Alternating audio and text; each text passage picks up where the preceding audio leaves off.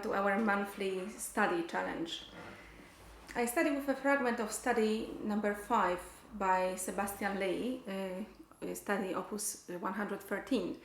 It's a book of 12 melodic studies, and it's really perfect. They're really perfect for studying your legato in slurs and also in quite sort of easy intermediate position changes. So they are really covering the position from 1 to 4 for second and third, and being really melodic, beautiful, but not too difficult to practice your still long slurs legato. And this study is particularly written for that, but also your shifts in easy positions.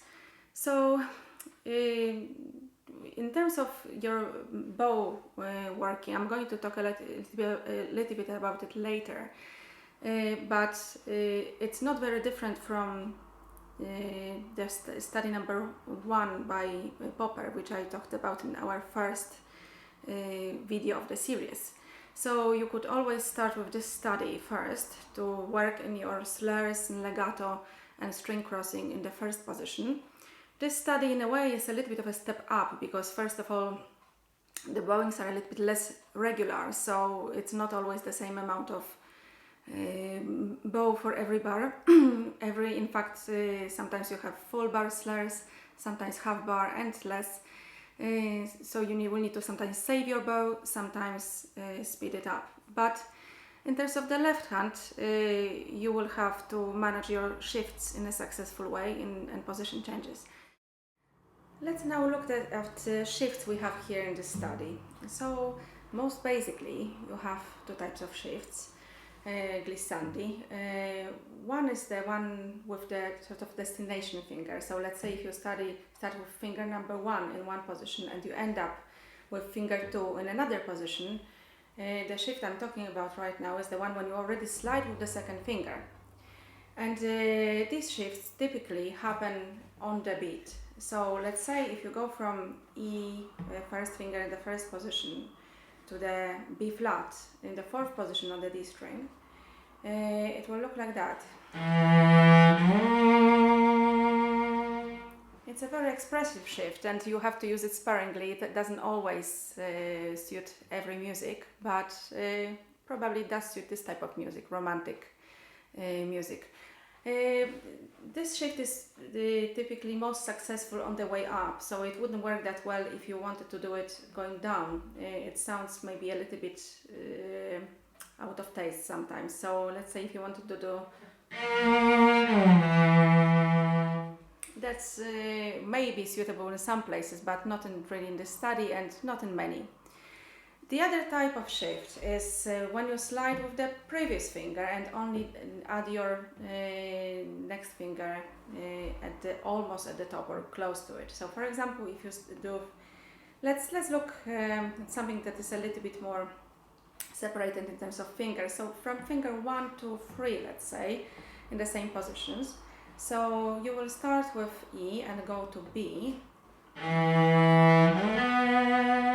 Or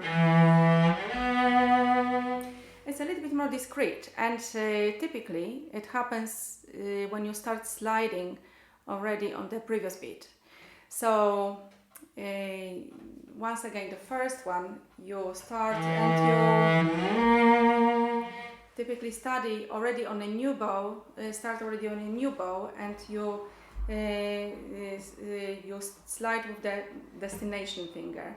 The other one, when you started on the previous bow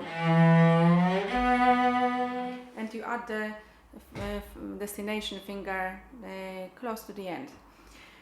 Both of these are possible, as I said, up and down, but the expressive shift is not really used very much on the way down, and the other shift is most often used on the way down. So here you will have a chance to work on all of these. To start with, even the first bar,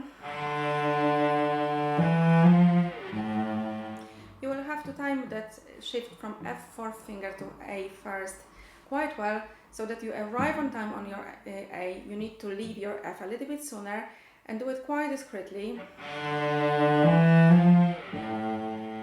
So you may slightly lighten up the bow, but not too much, not to the extent that you lose your legato. But what is really most important is the timing of it. So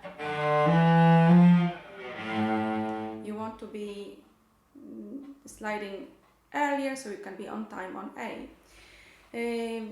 Then in between bars 3 and 4 you have the other type of shift. So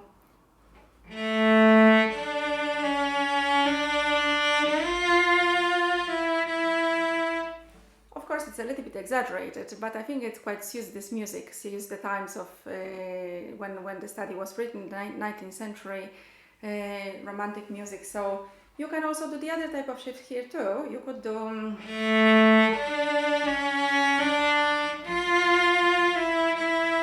which is pretty much more discreet and is also completely fine. So if you don't like to slide on the new bow and with the destination finger, you can just do start sliding, and by the time you reach your down bow, you're already with the new note ready. I will just repeat the other type once again so you can have a closer look. Now I'm shifting on the new bow. Yes, so these are those two types, and you can really decide which one you like more, but I would recommend that you practice both of these in the study. There's a particularly difficult moment in that study when it comes to shifts, because you really have one after another. So this is where you go to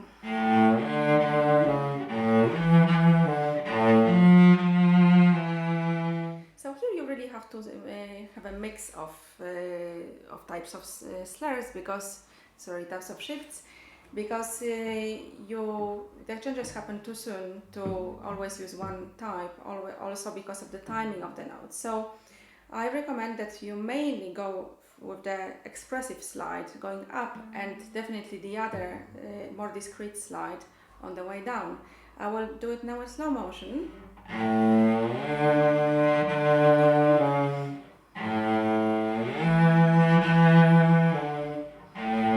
So always sort of being there earlier on the next note going down, but you can afford the expressive style of shift on the way up. Now, in terms of your right hand, there is a variety of slurs. You already heard the beginning. As you go on,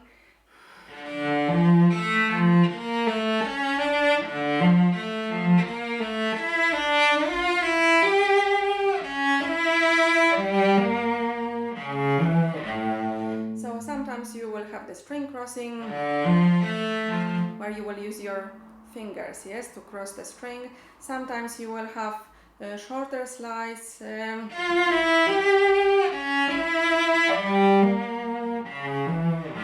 Sometimes longer, and I will go on a little bit more.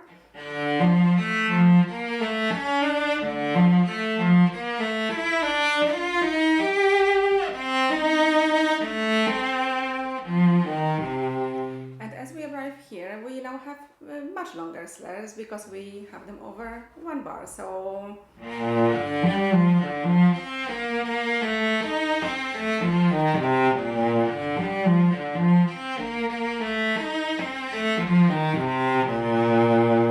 those you need to really practice with saving the bow.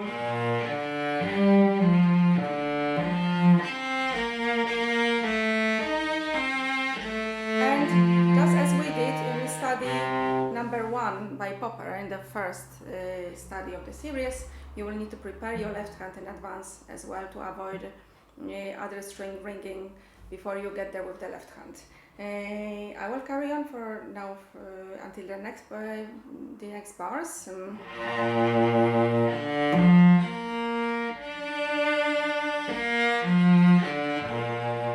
this is the same we had. Yes, we have preparing the left hand changes as well as using your fingers on the bow. I will go from there once again and we'll carry on afterwards.